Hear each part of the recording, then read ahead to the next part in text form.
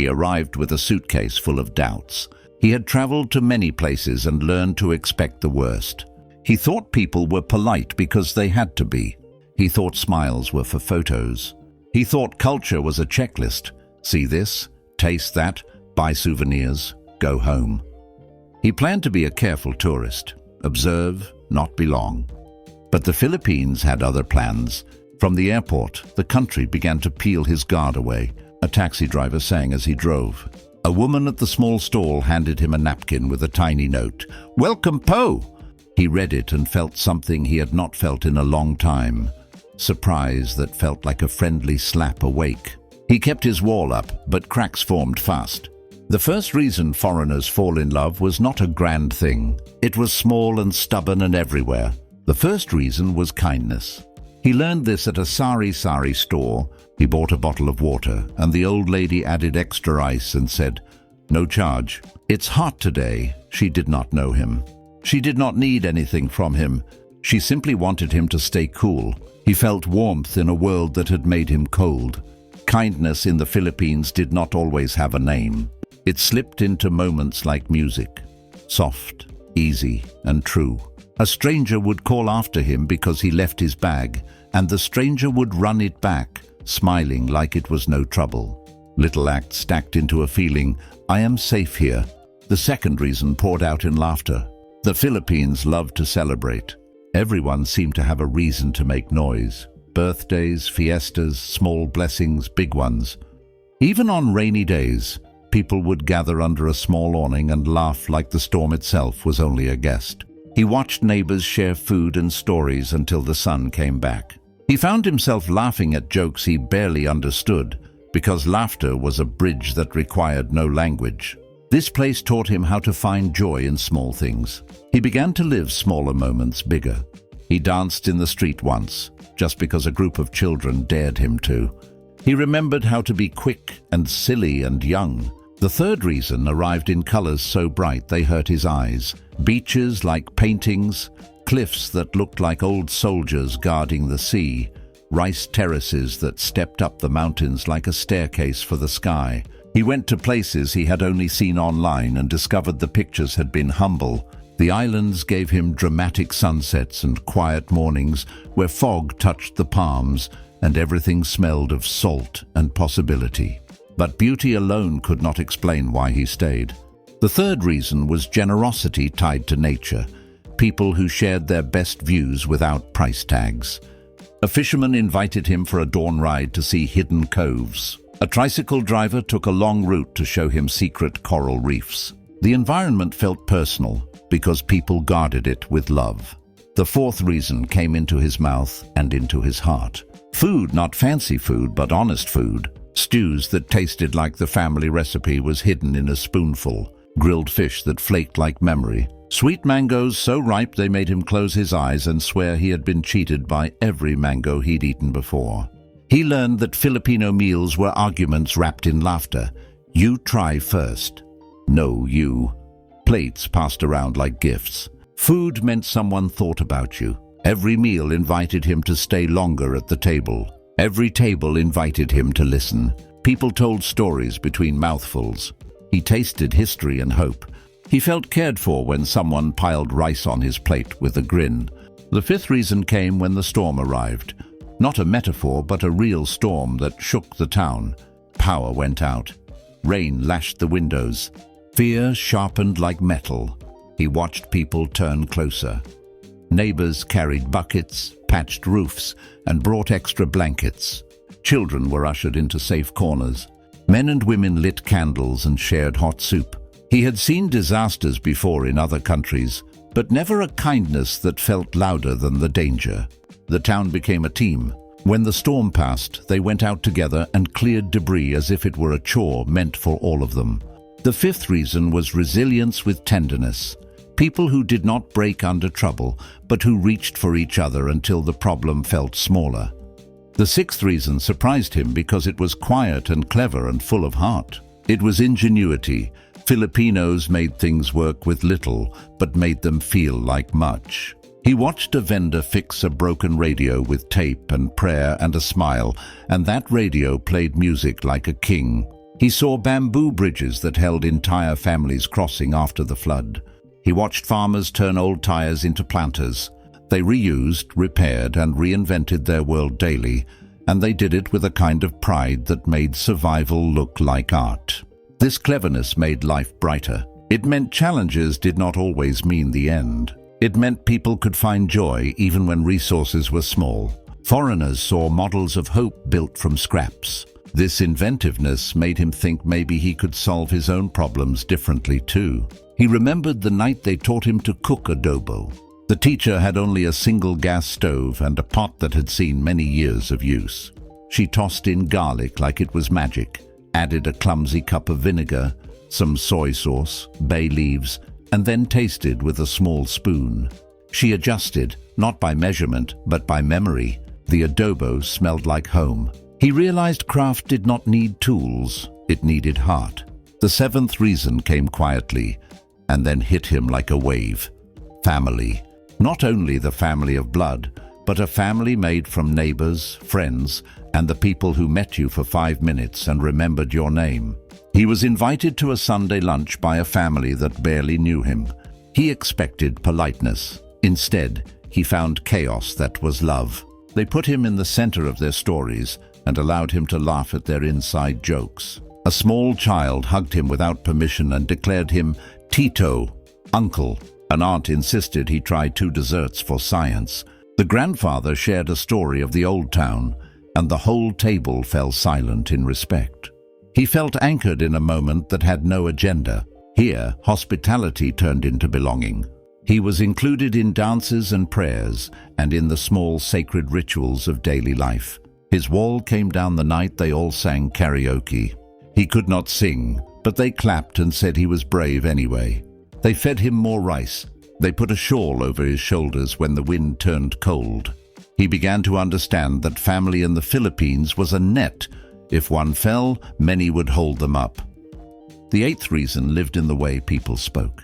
Language was not only about words, it was about how those words landed. He noticed the softness of po and opo, the way people added little bows of respect into sentences. English here came shaped by warmth. When someone said thank you, the voice wrapped it like a small gift. Foreigners felt seen because people tried to make them comfortable, sometimes switching languages or slowing speech to match. Communication became an act of care. He began to try words back. Salamat, maganda, sige. People smiled bigger when he spoke even the smallest phrase. That encouragement alone made him try more. He felt less like a visitor and more like someone learning to be part of a conversation. The ninth reason changed him in ways that were quieter and deeper. It was about time. Life moved at a pace that let him breathe. Mornings began with quiet markets, and evenings ended with neighbors sitting on stoops talking until the stars felt near. People measured days by meals and laughter and work that had meaning, not by clocks that demanded productivity. He once arrived at a meeting on time and found the room still empty. People showed up late, yes, but with good reason. They had stopped to greet someone who needed them. He learned that relationships mattered more than schedules. He learned how to keep a slower tempo in the chest and a warmer tempo in the heart. This new rhythm taught him to be patient. He learned to enjoy the waiting room of life. The pace became a gift. It let conversations deepen, jokes stretch, and small kindnesses happen without rush. He found his shoulders drop. He slept better. He laughed louder. The ninth reason was the peace of time lived with people, not hours. The 10th reason was something he had not expected to feel so strongly: healing. He arrived with a map for self-protection and left with a map for coming back to himself. The Philippines had a strange way of finding the lost parts inside visitors. The country offered sunrise walks on a quiet shore, conversations with elders who had seen centuries of change, music late into the night that felt like a shaking loose. People asked about his life and listened like the answers were sacred. When he spoke about hard memories, the listeners softened their voices as if to hold the grief without touching it. He found that ordinary moments, a neighbor bringing him coffee, a child cheering when he drew, a mother pinching his cheek, added up into a slow cure. The healing was not dramatic, It was small and steady. He woke one morning and noticed he smiled without trying. He laughed with ease. He found hope again. Every reason built on the next. Small acts of kindness led to laughter and belonging, which revealed breathtaking landscapes and food that tasted like family. Resilience taught him trust. Ingenuity taught him to see possibility. Family taught him he could belong. Language softened him. Slower time healed him. The country stitched him back together. And yet this story did not end in the Philippines the day his plane took off. The last scene happened in the airport at the gate, when a child approached him with a handmade card. The child's mother smiled and said, "He says come back soon." The man folded the card and put it inside his jacket like a secret treasure. He realized he carried more than souvenirs. He carried a little of the Philippines, a rhythm, a taste, a memory of how it felt to be held. When he returned home, he kept small rituals. He said salamat sometimes without thinking. He ate rice in the mornings. He paused more between messages. He found himself calling people he had not called in years. The world around him had not changed, but he had. A softer person lived inside his skin now. People asked him why he still used that old note. "Why do you love the Philippines?" He would smile and say, "It's many things. Kindness, joy, beauty, food, strength, cleverness, family, language, slow days, healing." Then he would tap his jacket where the card sat and whisper, "But really, it's because I was welcomed into family." Over time, he met other foreigners with the same story. Some fell in love slowly like a plant growing. Some were struck at first sight. Some came for the beaches and stayed for a wedding. Others planned only a short visit and built a life. They told stories of marrying local women or men, of celebrating Christmas with families that had adopted them, of returning each year for the same mangoes and the same laughter. Yet the core beat remained the same. The Philippines gave more than scenes and flavors.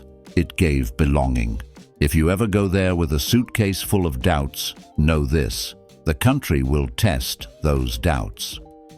It will ask you to open something you have kept locked. It will invite you into a chaos of warmth and ask you to stay for dinner. It will give you reasons to cry and reasons to laugh. And sometimes, in the middle of a broken road or a crowded market, it will give you a reason to understand yourself better. The 10 reasons stack like a ladder you climb without meaning to.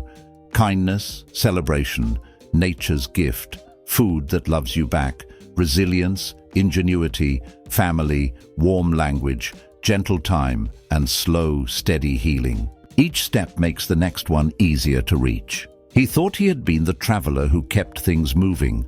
He left as someone who valued staying. He carried the country inside him like a small flame.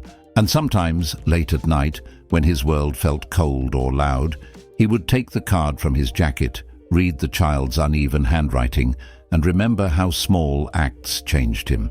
The Philippines did not steal his heart with a single perfect scene. It took it in 1,000 tiny ways: a cup of steaming coffee, a child's laugh, a grandmother's kiss, a neighbor's hand. It repaired him as neighbors repaired roofs after the storm, piece, by hand, with the kind of care that is patient and proud. If you ask why foreigners fall in love, tell them to start with a sari-sari store. Tell them to sit with a family at Sunday lunch. Tell them to catch a sunrise at a hidden cove and to say salamat with feeling. Tell them to watch how people move when trouble comes. But if they want to know the truth in one line, tell them this: the Philippines is not a place that only shows you its beauty. It is a place that makes space for your broken parts and helps you become whole. And that is why number 7 says it all, because family is not just a reason. It is a home that builds all the other reasons into something that lasts. He never stopped traveling after that, but he measured his trips differently. He packed less cynicism and more patience. He left room in his heart for a country that had taught him how to belong. Before we end, take a moment to breathe in the beauty of everything you just heard. The Philippines isn't just a place on the map. It's a story, a feeling, a heartbeat that stays with you long after the video ends. If you enjoyed walking through this journey with us, then you'll probably enjoy where we're heading next. Holistic News Expo is all about meaningful stories, honest reflections, and the kind of narratives that stay with you long after the screen goes dark. So if you want to keep discovering stories that open your eyes, warm your heart, and make the world feel a little more connected, you already know where to find us. Thanks for watching, and we'll see you in the next story.